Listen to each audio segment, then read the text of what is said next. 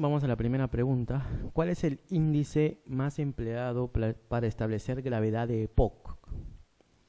¿No? Ustedes ya seguramente en las clases saben lo que es EPOC. Vamos a repasar algo sucinto. Bueno, EPOC significa enfermedad pulmonar obstructiva crónica y tiene que ver con dos enfermedades básicamente, ¿no? Que es la bronquitis crónica y el enfisema pulmonar. Bronquitis crónica, el diagnóstico es clínico, y enfisema pulmonar, el diagnóstico es anatomopatológico, ¿no? Entonces, esas son las dos únicas enfermedades que actualmente conforman el EPOC. Antiguamente pues había el asma, el asma crónica, las bronquiectasias incluso, podrían antiguamente ser parte del EPOC, pero actualmente solo tenemos estas dos enfermedades que son las que conforman el EPOC. Ahora, el EPOC obviamente es una enfermedad pulmonar crónica obstructiva, ¿no? Es una de las clásicas enfermedades obstructivas, además del asma, las dos principales enfermedades obstructivas. Y la diferencia entre el asma y el EPOC es que ambas son obstructivas, pero que en el asma la respuesta al broncodilatador y la reversibilidad es casi completa. En cambio, en el EPOC, la respuesta al broncodilatador o la reversibilidad de la obstrucción es parcialmente completa o incompleta. ¿Cómo hacemos el diagnóstico de asma y de EPOC? Eso también se los digo, se hace con la espirometría, ¿no? El diagnóstico tanto de asma como de EPOC es espirométrico.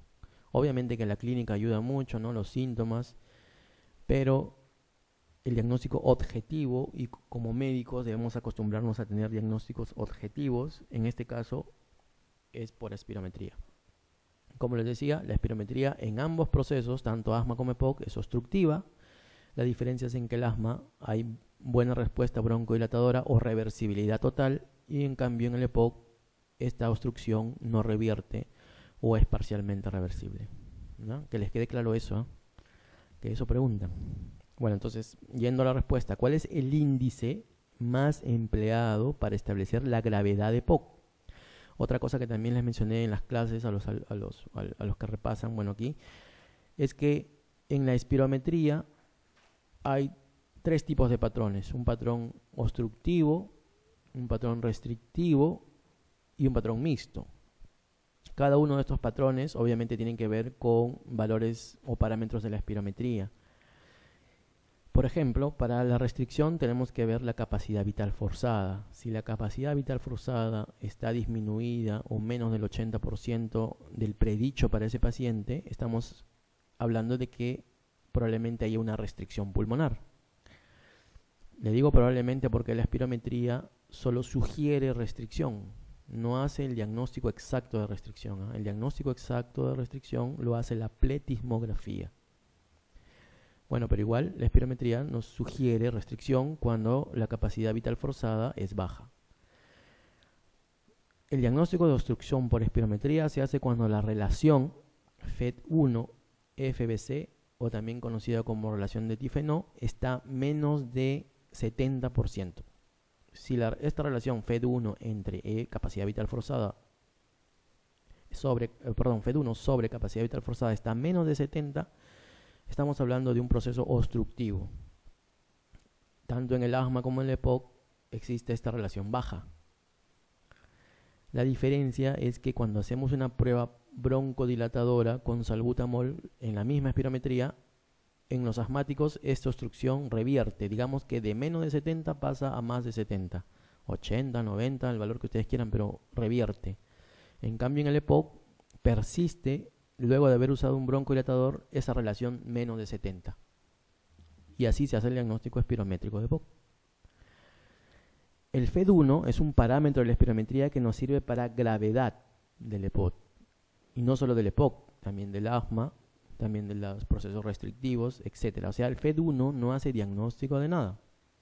Simplemente sirve para graduación de gravedad. Entonces, que les quede claro: obstrucción, relación FED1 entre FBC menor de 70, restricción, capacidad vital forzada menor de 80, y gravedad de ambos procesos, tanto restrictivo obstructivo o mixto el FED1 de acuerdo a ciertos valores. Pues, ¿no? Por ejemplo, si el FED1 está a más de 80, podemos decir que es un proceso leve. Si el FED1 está entre 80 y 60, un proceso moderado. Entre 60 y 30, un proceso moderado severo, y menos de 30 muy severo, ¿no? Entonces la graduación la da el FED1, la graduación o establece la gravedad del patrón espirométrico, ¿no? Entonces, viendo acá la pregunta, y obviamente el EPOC, la gravedad se mide por cuál parámetro. ¿Qué me dicen? A ver. ¿Qué les parece el grado de disnea?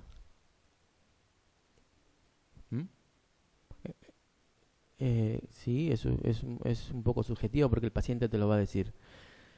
Y obviamente por eso también no se usa como un parámetro objetivo, por eso les decía, de gravedad de cualquier patrón espirométrico, ¿no?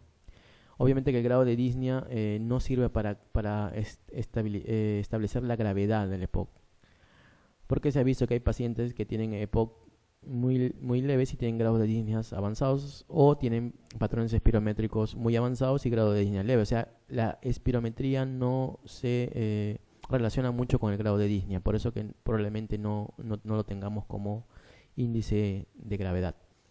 El índice de masa corporal, bueno, obviamente tampoco en EPOC, obviamente que tiene que ver con la enfermedad sistémica del EPOC. Se ve que los pacientes que tienen menor índice de masa corporal obviamente tienen un EPOC más severo o de peor pronóstico, pero tampoco es un índice empleado para establecer la gravedad. ¿Qué les parece el FED1? Volumen expirado en el primer segundo, o flujo expiratorio, o volumen de flujo expiratorio en el primer segundo. Les decía, este es pues el que mide la gravedad de cualquier patrón espirométrico, ¿no? En este caso, el EPOC también se mide la gravedad por el FED1. Distancia recorrida en la prueba de marcha de 6 minutos también es un parámetro que utilizamos para, no tanto para gravedad, sino para pronóstico del paciente, ¿no? Generalmente los pacientes que tienen un test de caminata muy bajo, obviamente tienen un peor pronóstico que los que tienen un test de caminata un poco más prolongado, ¿no?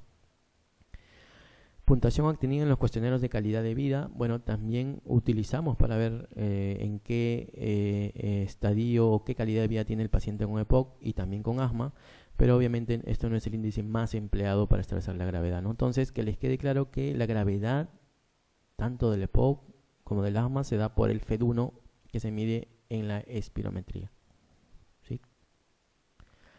A ver, vamos a la 2. Una capacidad vital normal en decúbito supino. Decúbito supino quiere decir que esté echado el paciente, ¿no?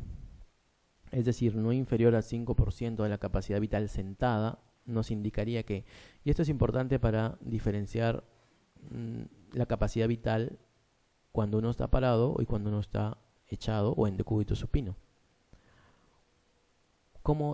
¿Qué pasa cuando uno está parado y cuando uno está echado? En la capacidad vital, que es uno de los volúmenes pulmonares, ¿no? Importantes, que tiene que ver con restricción pulmonar, ya les decía, ¿no? Capacidad vital baja tiene que ver con restricción pulmonar. Esto es por fisiología. Cuando uno está parado, ¿cómo está el diafragma y cómo está el abdomen? Obviamente está para abajo por la gravedad. Cuando uno está echado, obviamente que toda la masa abdominal o todo el componente abdominal sube para arriba. El diafragma también puede ser empujado hacia arriba, ¿no? Cuando uno está echado. Cuando uno está parado, por el efecto de la gravedad, obviamente todo cae, ¿no? Entonces, ¿la capacidad vital parado será mayor que la de un paciente echado o al revés? ¿Cuál es menor? ¿Cuando está echado o cuando está parado? Cuando está echado, ¿no? Porque el abdomen sube para arriba, como les decía, entonces comprime el pulmón y hay un proceso restrictivo y esto disminuye la capacidad vital. Pero ¿cuál es lo normal? Lo fisiológico. Lo fisiológico es que esta diferencia, cuando uno, de capacidad vital, digo, ¿no? Cuando uno está parado o echado, sea menor del 5%, o sea, de 3 a 5%. Esa es la diferencia. O sea, cuando uno está, por ejemplo, parado tiene, digamos, un valor 200 y echado debe tener un 5% menos, digamos 195 por decirle un valor, ¿no? Pero si es 100, por ejemplo, es mucho más del 5%, es 20, 30%, o más, o 50%. Entonces, obviamente eso es anormal. Lo normal es que solo exista una diferencia de 3 a 5% de la capacidad vital cuando uno está parado y echado, o en decúbito supino, ¿no? ¿Y qué pasa si está mayor de ese valor, mayor de 5%? ¿Qué estaríamos pensando? ¿En qué patologías? Se supone que algo tenga que ver con el diafragma, o con el músculo diafragma, o con el abdomen, o con los músculos del abdomen, etcétera, ¿no? ¿Qué pasa si uno se echa y esa capacidad vital disminuye, en 20%? ¿Qué podrían pensar? Que hay algo que está elevando todo para arriba.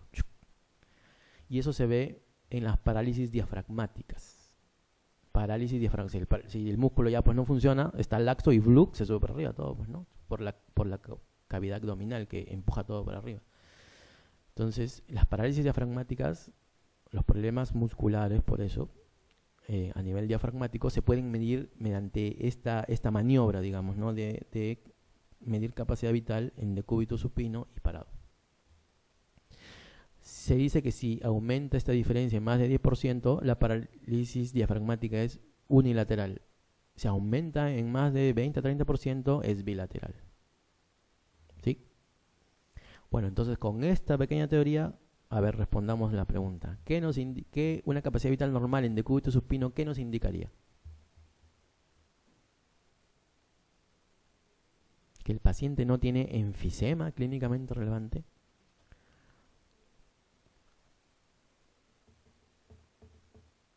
¿La capacidad vital nos ayuda al enfisema? ¿Es un problema restrictivo el enfisema o es un problema obstructivo? Es un problema obstructivo, es un EPOC. Es un problema obstructivo. Obviamente que el enfisema podría disminuir también la capacidad vital cuando hay atrapamiento aéreo o hiperinsuflación pulmonar.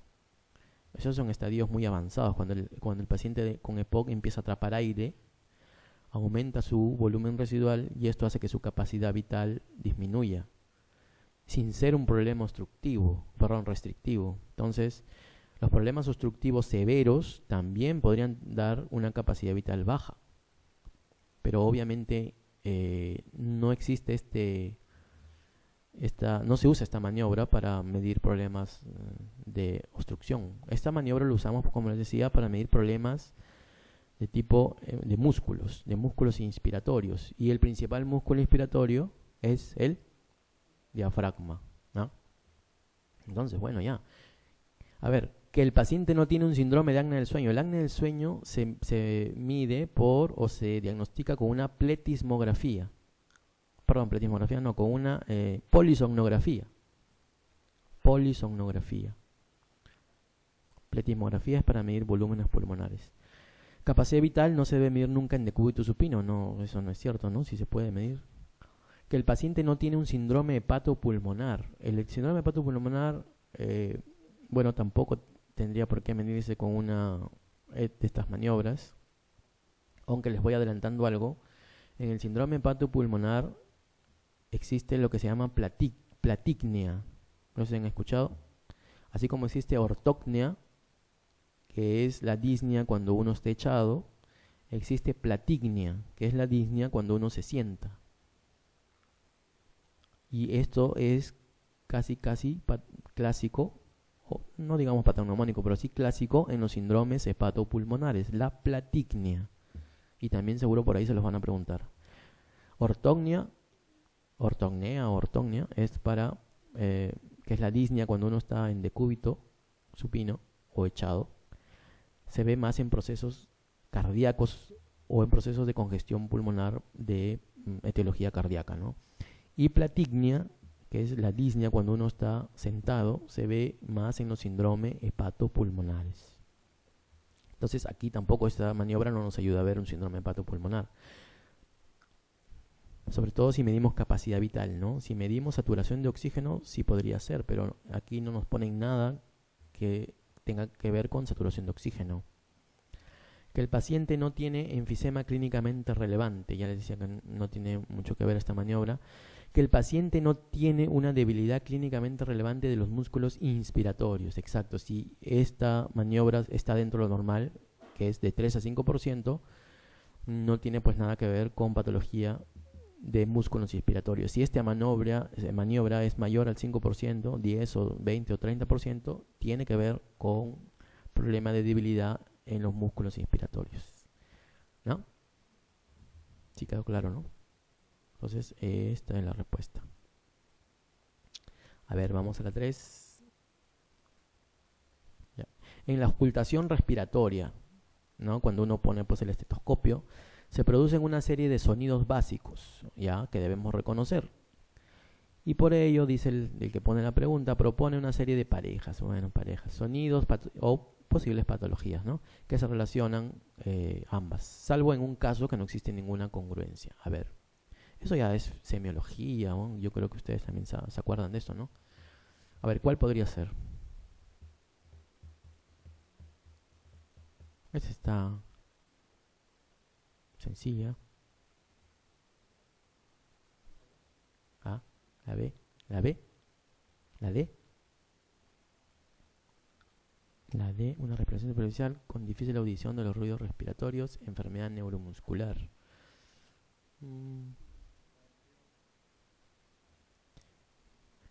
A ver, vamos a ir viendo. Crepitantes gruesos, o también llamados crujidos, tienen que ver mucho con la fibrosis intersticial, eso es cierto, o con la fibrosis pulmonar en realidad. También le llaman crujidos. Estertores gruesos, o roncos en todo caso, tiene que ver con las bronquitis agudas, con el asma, con el EPOC, etcétera, ¿no? O sea, estamos hablando aquí de patología a nivel bronquial, ¿no? Por eso bronquitis aguda, estertores gruesos, sí. Estridor, ¿de dónde se origina el sonido del estridor? En vía aérea, la nariz, la laringe, faringe, orofaringe, laringofaringe, tráquea, glotis, supraglótico, infraglótico. Ya se marearon. El estridor, claro, el estridor tiene que ver con vía aérea superior. Podría ser en cualquiera de esas zonas, faringe, podría ser la tráquea, podría ser la zona supraglótica, la zona infraglótica, o sea, cualquier sonido que esté en vía aérea superior que no es bronquio. Justo acá dice obstrucción bronquiolar, o sea, bronquiolar es abajo, bueno, bronquiolo. Cualquier sonido arriba en vía aérea superior se conoce así como estridor o también cornaje. No tiene nada que ver con el bronquiolo, ¿no? Obstrucción bronquiolar. La D, ¿no? A ver, vamos a ver la D. Una respiración superficial con difícil audición de los ruidos respiratorios, enfermedad neuromuscular. Bueno, no tiene mucha relación. Crepitantes que recuerden el frote de 2 trozos de cuero. Eso sí, tiene que ver con el frote pleural, también conocido, y tiene que ver con la inflamación de la pleura. Bueno, sí es cierto. Entonces aquí lo que no tiene nada que ver es el estridor. Pues sí, tenían razón. Perdón, el estridor, o sea, la respuesta es la B. La B. Ahí está.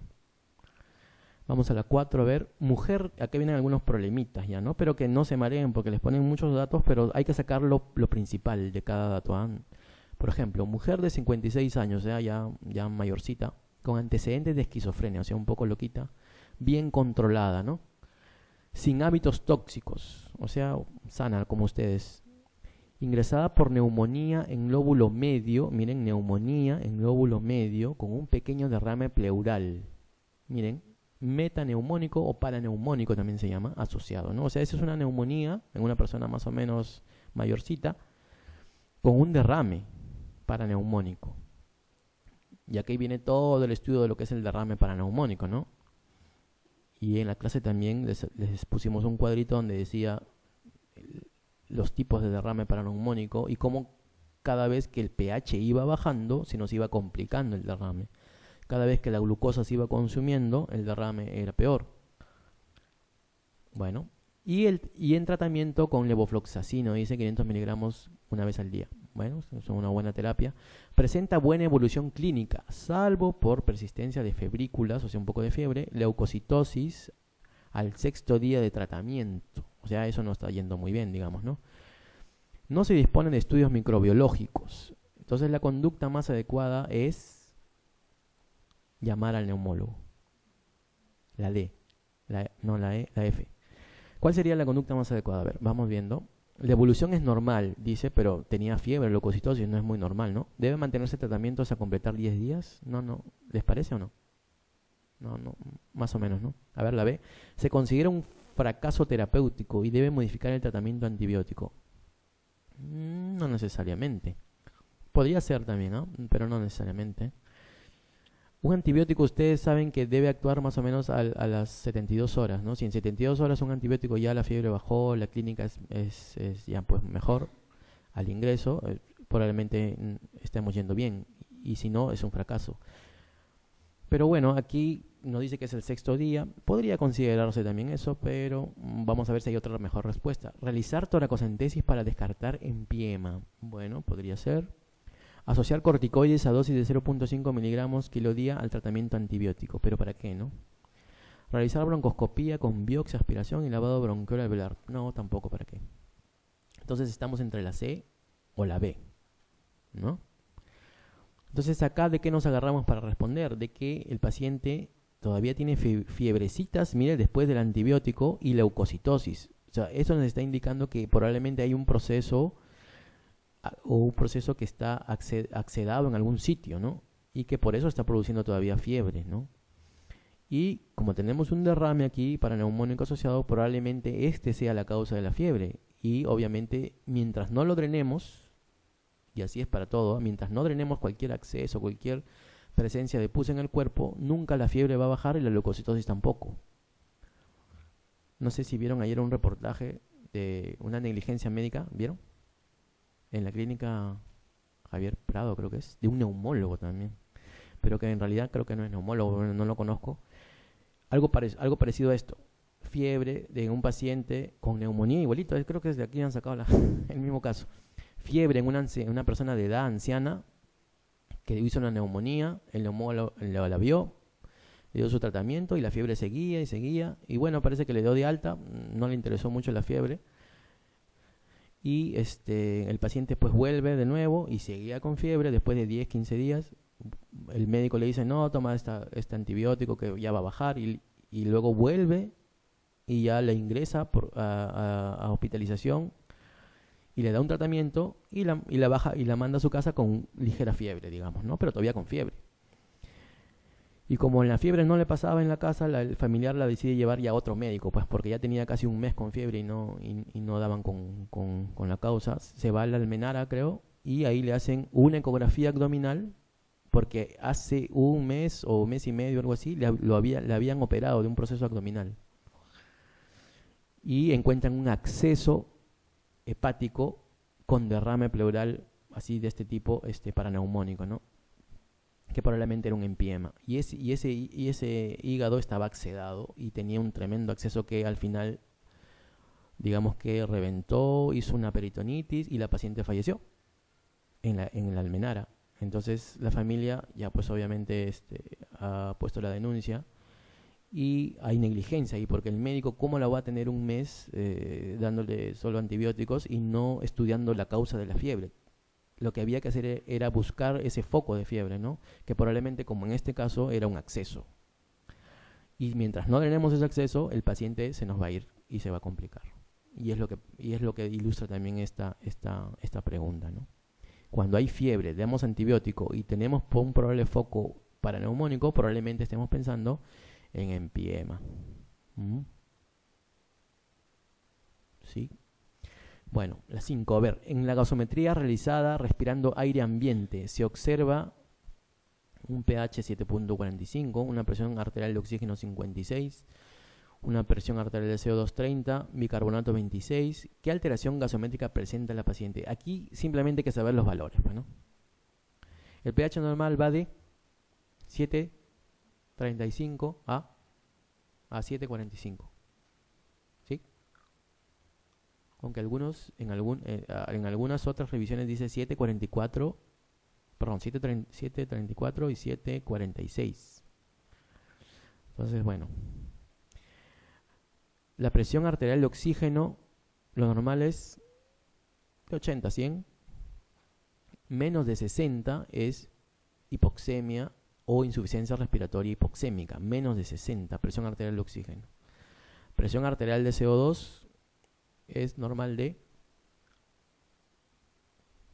cuánto? ¿Ah? De 35 a 45. Ajá. El bicarbonato es normal de ¿ah? ¿Cuánto? ¿24? ¿Cuánto? ¿30? Oh, te pasen. No se pasen. ¿Cuánto? 22 a 26 esa, o sea, 24 más menos 2. 22 a 26. ¿Qué alteración gasométrica presenta la paciente? El bicarbonato está en 26, bueno, está yéndose a la alcalemia, pero está dentro de lo normal todavía. La presión de CO2 sí está baja, ¿no? Entonces, la presión de oxígeno también está baja. El pH todavía se puede considerar dentro de lo normal, pero yéndose a la alcalosis, ¿no? Entonces, primero, ¿es un problema metabólico o respiratorio? Respiratorio, porque el bicarbonato está casi dentro de lo normal, pero yéndose a la alcalosis, como queriendo compensar algo aquí. Entonces, según esto, ¿qué es lo que tenemos? La C. Insuficiencia respiratoria normocácnica. O sea, normocácnica quiere decir que el CO2 está normal. No, no está normal. Está barrido, como que el paciente está como que hiperventilando en todo caso, ¿no? Y por eso que hay una alcalosis. ¿Pero de qué tipo? Respiratoria. Y además, el PO2 está menos de 60. Les decía, eso indica insuficiencia respiratoria hipoxémica, ¿no? Entonces, ¿cuál sería? ¿No es? La B es alcalosis metabólica, obviamente no es. Insuficiencia respiratoria normocácnica, tampoco, porque acá no hay normocagnia. Insuficiencia respiratoria hipoxémica, bueno, podría ser crónica con acidosis metabólica, o no hay acidosis metabólica. La de insuficiencia respiratoria hipoxémica, sí puede ser, con alcalosis mixta compensada.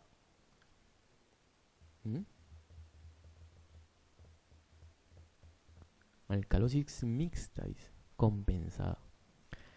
¿Qué les parece la insuficiencia respiratoria hipoxémica, sí, con alcalosis respiratoria, sí, compensada? ¿No? No hay alcalosis mixta porque no hay alcalosis metabólica. Ya les decía, el valor normal es hasta 26. Entonces, si fuera 27, 28, bueno, podría ser, ¿no? Pero estamos en 26, justo en el límite. Entonces, por eso que la respuesta aquí solamente es la A. Insuficiencia respiratoria hipoxémica y alcalosis respiratoria compensada porque el pH está dentro de los valores normales también, ¿no? 735, 745, 744, 746. 734, 746. Bueno. ¿Sí? ¿Están de acuerdo? ¿No? ¿Sí? No hay alcalosis mixta. El bicarbonato está en el valor normal, en alto normal, digamos, ¿no? A ver, la 6. En un paciente con asma bronquial, y aquí viene ya el asma, que presenta síntomas diurnos, o sea, diarios en el día, ¿no? Y diarios todos los días. Síntomas nocturnos más de una noche por semana. O sea, que es más o menos, es un asmático no controlado, ¿no? Porque tiene todos los días síntomas en el día y en la noche de vez en cuando, más de una noche por semana. Y que muestra en su espirometría un FET1 o volumen expirado en el primer segundo de 70% del predicho. Ya les decía, el FET1 nos da gravedad del patrón espirométrico y en este caso gravedad del asma. ¿Cuál es el tratamiento de mantenimiento más apropiado? Y aquí es para remontarnos a lo que es el asma y lo que es la gravedad de asma y el cuadro de clasificación de asma. y obviamente manejarlo con el tratamiento, ¿no? ¿Sí se acuerdan de la clasificación de asma? La antigua, porque la actual es simplemente tres: con asma controlada, asma no controlada y exacerbaciones, así de simple, ¿no? Entonces, esa es la clasificación basada en el control, que es la más actual, pero hay una clasificación antigua que es la clasificación basada en la gravedad, digamos, del cuadro de asma, ¿no? Y esta se clasifica en asma intermitente, leve, y luego viene el asma, ya no intermitente, sino el asma persistente, la cual se divide en tres: persistente leve, persistente moderada y persistente severa. Ahora, este grado de gravedad, por decirlo así, se da con los síntomas, ¿no? Con la clínica y también con los parámetros funcionales respiratorios. En este caso, la espirometría y también la flujometría, ¿no? Por ejemplo, cuando el asma es intermitente y leve, eso quiere decir que es un asma pues que da muy de vez en cuando, que los síntomas son muy alejados y son muy ocasionales. Y en este caso, el FED1 está mayor al 80%, al igual que en el asma persistente leve, que también el FED1 está mayor del 80%. Cuando tenemos un asma persistente, moderado o severo, ya el FED1 está menor del 80%. Y aquí entra otro parámetro, que es la variabilidad. La variabilidad de la flujometría o del PEF. En los asmáticos intermitentes, esta variabilidad está menos de 20%, que es lo normal. En los asmáticos persistentes leves, la variabilidad, está entre 20 y 30%. Y en los asmáticos persistentes moderados y severos, esta variabilidad está mayor al 30%. Entonces, la variabilidad, el FED1 y la clínica nos hacen, digamos, poner al paciente en un cierto estadio de gravedad. Entonces, este pacientito es un paciente que tiene síntomas diurnos casi todos los días y que tiene un FED1 ya menor del 80%. Entonces está en un estadio asma persistente, moderado o severo. Pero en este caso es moderado porque los síntomas nocturnos no son todas las noches, sino es más de una noche por semana nomás. Cuando el asma es persistente, severo, los síntomas nocturnos son pues diarios, ¿no? Y no solo es eso, sino que hay exacerbaciones frecuentes y incluso esto altera la calidad de vida del paciente, ¿no? Entonces aquí estamos hablando de un asmático persistente moderado. ¿Cuál sería el manejo? El de mantenimiento, nos dicen. No estamos hablando de una crisis, estamos hablando de un asma descontrolada, la cual tenemos que controlar. ¿Cuál es el principal tratamiento de control del asma? Una pregunta suelta. Los broncodilatadores, los corticoides inhalados, los corticoides sistémicos, los antileucotrienos. ¿Cuál? Las nebulizaciones, el Ventolin. A ver, ¿cuál es el tratamiento de fondo del asma? El tratamiento controlador por excelencia del asma.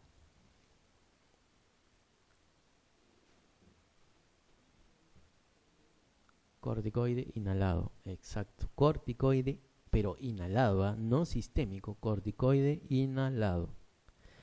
¿Por qué? Porque ya se sabe que el asma es una enfermedad inflamatoria de la vía aérea, que tiene que ver con hiperactividad bronquial a estímulos de diferente índole, pero que producen una inflamación de tipo eosinofílica alérgica en las vías aéreas. Entonces es un proceso inflamatorio. Ahora ya se conoce que es así, ¿no? Antes pensábamos que era solo un broncoespasmo y ya. Ahora se sabe que es un proceso inflamatorio alérgico eosinofílico de fondo. Y entonces, por eso que el manejo ahora y el tratamiento de mantenimiento, digamos, que se debe usar y el más utilizado actualmente son los corticoides inhalados, que se deben usar cuando el asma es persistente. Desde que ya es persistente, ya sea leve, moderado, severo, se debe usar ya corticoide inhalado. Si el asma es intermitente, probablemente solo usemos broncodilatador, porque es intermitente, pues muy de vez en cuando, ¿no? Tiene un FED1 normal, más de 80, una variabilidad del PEF normal, menos de 20. Pero si ya tenemos un asma con persistente, catalogado como persistente, sea leve, mucho más razón, pues si es severo, ya tenemos que usar un corticoide inhalado, ¿sí? No le tengan miedo a los corticoides inhalados, y se pueden usar mucho tiempo, ¿eh? Todos los días, años, y no pasa nada. Obviamente que hay que regular las dosis, ¿no? Y siempre tratar de usar la dosis más baja posible que mantenga al paciente controlado. Entonces, dentro de todas estas respuestas, ¿cuál tiene corticoide inhalado? Pues, ¿no? La A, la B y la C, ¿no? Sí. A ver, la D, antagonistas de leucotrienos y agonistas beta-2 alergénicos inhalados de acción prolongada. Ya les decía, aquí no tenemos un corticoide inhalado, por lo tanto, esto no es parte del manejo, sí, pero no es lo principal en el manejo. Se puede agregar al corticoide inhalado, obviamente, un beta-2 alergénico de acción prolongada y también un antagonista de leucotrieno, pero lo principal aquí es el corticoide inhalado. Antagonistas de leucotrienos y tiofilinas. También tiofilinas ya no se usan mucho, pero digamos que también nos ayudan a dilatar los bronquios. Entonces vamos a ver la A, la B y la C. ¿Qué le parece a ver la A? Corticoide inhalado a dosis bajas y agonistas beta-2 enérgicos de acción corta. Estamos hablando de un asmático persistente moderado, ¿eh? No es un leve, no es un intermitente. ¿Qué les parece el agonista beta-2 de acción corta? En este caso el salbutamol, pues, ¿no? ¿Ustedes le darían solo su corticoide inhalado a dosis bajita y su salbutamol? A un paciente asmático ya que tiene todos los días síntomas y que ya en la noche. Ya las guías de asma nos indican que ya este paciente necesita usar un corticoide inhalado, obviamente, pero asociado ya, en este caso, a un beta-2 adrenérgico de acción prolongada. Es lo que las guías actualmente recomiendan como de primera opción. Si tenemos un asmático leve o un asmático intermitente, podríamos usar todavía un corticoide inhalado solito, a dosis bajas, y un beta-agonista de acción corta, digamos, ocasionalmente cuando haya síntomas, pero solamente en asmáticos muy leves, persistentes leves o intermitentes leves. Si ya tenemos asmáticos persistentes moderados, como este caso, o severos, ya tenemos la primera opción, corticoide inhalado a dosis bajas y agonista beta-2 de acción prolongada. ¿Ya? Preferimos usar un agonista beta-2 de acción prolongada a aumentar dosis de corticoide inhalado. La C, por ejemplo, dice corticoide inhalado dosis elevadas. Entonces, esa opción ya no se usa. Antiguamente sí era una de las opciones, pero se ha visto que actualmente cuando tú asocias a un corticoide inhalado dosis baja a un agonista beta-2 de acción prolongada, es mucho mejor que utilizar un corticoide inhalado dosis elevadas. Por eso, las guías GINA, que son de asma, indican que esta es la primera opción para un asmático que no controla y que está en la etapa de persistente, moderado o severo. La primera opción. Luego se puede agregar un antileucotrieno, ya avanzando, si es que el asmático es mucho más severo y no controla con esto, un antileucotrieno tipo Montelukast. O se puede agregar una tiofilina también de acción retardada. E incluso omalizumab, que es un anti-IgE, que bueno, acá no tenemos, pero que en otros países sí lo pueden usar. Entonces, el tratamiento ahorita es escalonado de acuerdo a la gravedad de asma, pero lo principal es esto: el corticoide inhalado siempre, si es leve solo, y si ya es moderado o severo, asociado con beta-2 de acción prolongada. ¿Sí? Listo. Vamos a con eso creo que vamos a responder todas las que vienen más adelante también de asma. A ver, 7. EPOC. La rehabilitación pulmonar